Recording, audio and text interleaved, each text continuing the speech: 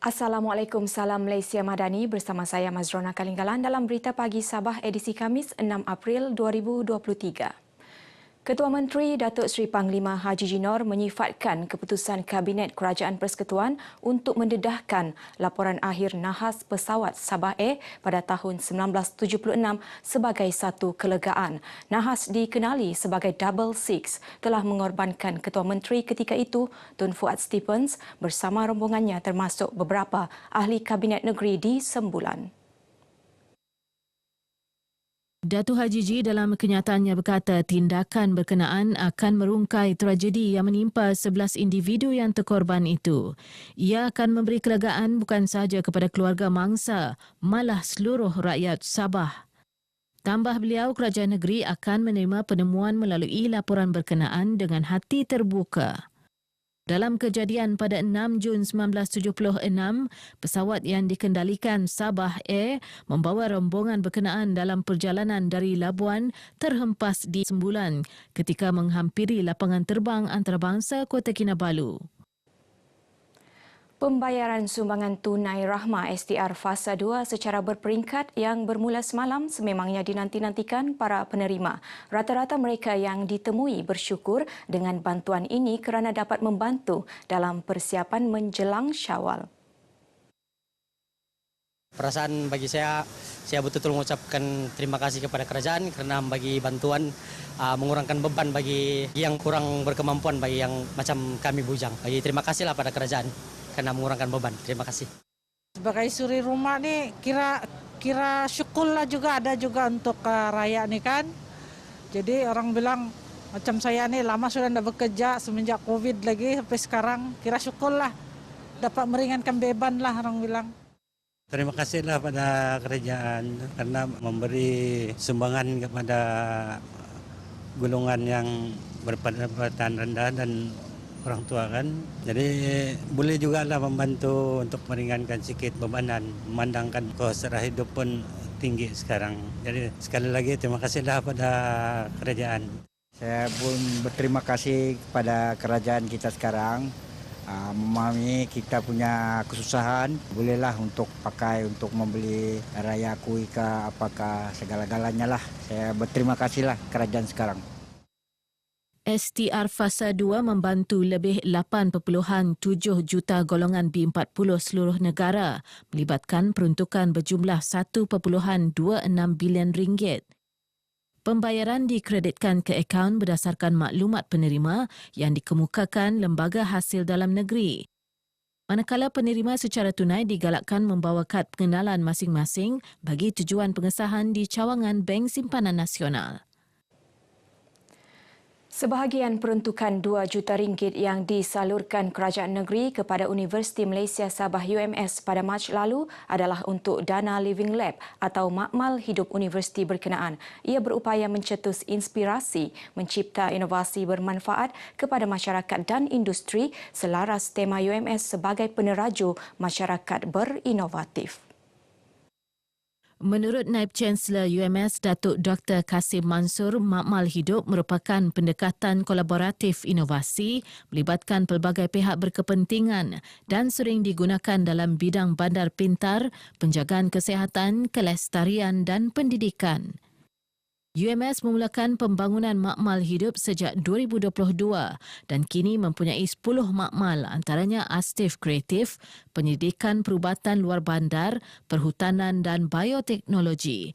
Bagi menyokong perkembangan berterusan ekosistem penyelidikan dan inovasi, pihak universiti juga bersetuju menyalurkan dana RM500,000 untuk kegunaan makmal hidup. Jadi dengan adanya Living Lab ini sebagai pemangkin kepada inovasi, usaha-usaha inovasi dalam bidang produk, menghasilkan produk-produk yang bermutu tinggi dan juga perkhidmatan, barangan dan perkhidmatan. Ini juga memberi impak kepada masyarakat dan meningkatkan sosioekonomi masyarakat dan juga boleh membantu dalam meresahkan agenda Sabah Maju Jaya dan juga dalam konteks Malaysia Badani. Beliau berkata demikian selepas pelancaran makmal UMS di Institut Penyelidikan Marin Borneo UMS. Akuarium dan Museum Marin UMS juga merupakan makmal hidup yang digunakan untuk pengujian teknologi, produk dan perkhidmatan berasaskan marin. Terdahulu berlangsung penyampaian watikah pelantikan Ketua Makmal UMS kepada 10 penerima terdiri daripada pelbagai fakulti serta garis panduan penubuhan entiti penyelidikan UMS kepada Timbalan Naib Chancellor Penyelidikan dan Inovasi UMS, Profesor Insinyur Dr. Rosalam Sarbatli. Kolej Teknologi Yayasan Sabah KTYS akan melaksana beberapa program mendekati anak-anak Sabah yang ingin melanjutkan pengajian. Antaranya program khas persediaan ke Timur Tengah selama 5 bulan dibiayai sepenuhnya oleh Yayasan Sabah. Ketua Eksekutif KTYS Samin Ongki berkata program berkenaan dibuka kepada 30 anak-anak Sabah yang berminat melanjutkan pengajian ke Timur Tengah. KTYS juga sedang mengadakan hari terbuka di Kampus Teknikal Likas dan seterusnya di Kampus Bandaraya Sembulan pada 13 dan 14 April untuk pengambilan pelajar baharu kemasukan Julai dan Ogos. Sabah masih kekurangan golongan yang berkelulusan dalam bidang agama.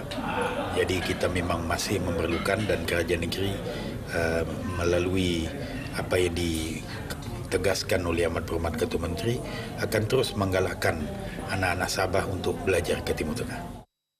Beliau memberitahu media selepas merasmikan Majlis Iftar KTYS bersama media di Kota Kinabalu.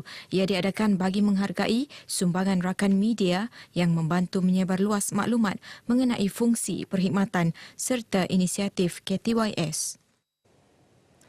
Masyarakat khususnya golongan mualaf di pedalaman amat bersyukur dengan penganjuran seminar mualaf madani peringkat negeri yang julung kali diadakan di Keningau. Ia menjadi medium menambah ilmu dan kefahaman mengenai Islam, malah turut menghimpunkan golongan berkenaan sekaligus memberikan kekuatan dalam beribadah.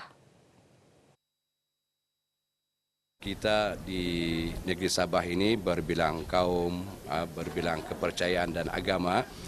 Dan menerusi seminar seumpama ini kita menekankan soal bagaimana kita menjaga keharmonian beragama. Kita orang Islam tetap menekankan soal keharmonian. Keharmonian ini merujuk kepada hubungan antara manusia.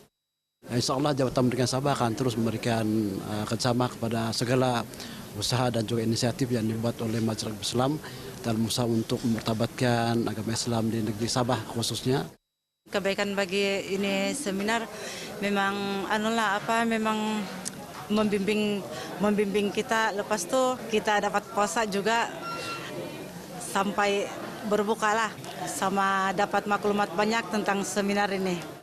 Banyak yang saya dapat pelajari daripada ustaz dan penceramah pada hari ini yang sungguh bermanfaat dan membawa saya lebih mendalami pasal agama Islam ini. Sebagai seorang mualaf, banyak lagi perlu kami pelajari. Syukurlah hari ini kami dapat belajar sesuatu yang baru daripada program ini. Kalau tiada program ini mungkin kami sedikit kurang kefahaman lah tentang ilmu-ilmu agama. Jadi Alhamdulillah. Seramai 80 mu'alaf sekitar pedalaman atas mengikuti seminar sehari anjuran Majlis Ugama Islam Sabah, Pusat Zakat Sabah, Jabatan Pendidikan Negeri Sabah dengan kerjasama beberapa syarikat korporat. Turut diadakan penyampaian bakul makanan dan sumbangan wang tunai. Sejumlah 3,000 bungkus bubur lambuk dan kuih raya diagihkan kepada warga 29 jabatan dan agensi kerajaan di Kompleks Pentadbiran Kerajaan Persekutuan Sabah KPKPS Kota Kinabalu. Penyerahan disempurnakan Setiausaha Persekutuan Sabah Datuk Makhzan Mahyudin di perkarangan kompleks berkenaan. Ia merupakan pengisian program tahunan Ihya Ramadan Anjuran Jawatankuasa Kelab Sukses Pejabat Setiausaha Persekutuan Sabah. Terdahulu, aktiviti gotong royong memasak bubur lambuk tersebut diadakan dengan kerjasama Persatuan Kaki Tangan Awam, Persekutuan Sabah, Persatuan Pegawai Tadbir dan Diplomatik Wilayah Sabah dan Labuan, Surau KPKPS dan Adabi. Antara agensi menerima juadah berkenaan Pejabat Pembangunan Sabah, Jabatan Imigresen, Majlis Keselamatan Negara, Jabatan Pendaftaran Negara, Jabatan Perkhidmatan Awam dan Suruhanjaya Perkhidmatan Pelajaran. Sementara itu, tidak ketinggalan menyumbang juadah berbuka puasa Ahli Dewan Undangan Negeri Adun Limbahau Datuk Juil Nuatim yang menyantuni petugas media RTM di Kompleks Bersepadu Kementerian Komunikasi dan Digital Kota Kinabalu. Menurut Datuk Juil, ia bagi menghargai jasa petugas media menyampaikan info dan berita sahih selain turun padang menyantuni rakyat ketika bencana termasuk di luar bandar. Jadi kita membuat penghargaan ini, kita menyentuni di kawasan RTM ini karena kita amat menghargai jasa dan baik daripada semua kaki tangan yang terutama sekali di bahagian media dan juga bahagian penyiaran.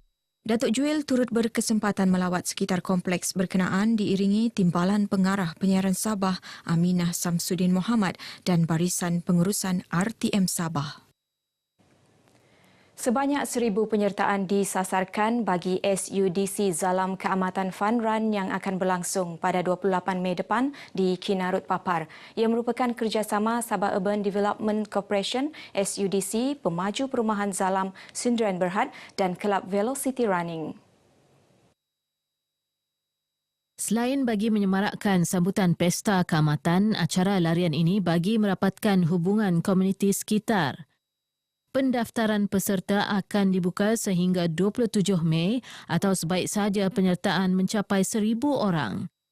Untuk orang di luar sana, fun run kami menggalakkan semua orang untuk datang semasa fun run ini kerana kita galakkan gaya hidup sehat di kalangan masyarakat dari segi golongan umur, terutama dia di kawasan Kinarut ini. Dan juga orang di luar pun boleh datang. Andrew dalam sidang media di Kinarut turut memaklumkan 20 peserta terawal tiba di garisan penamat akan mendapat pingat hadiah wang tunai selain berpeluang memenangi cabutan bertuah barangan seperti motosikal, peti sejuk dan basikal. Baik, paparan tadi mengakhiri perkembangan dalam Berita Pagi Sabah kali ini. Teruskan bersama RTM, teman setia anda. Assalamualaikum, salam Malaysia Madani.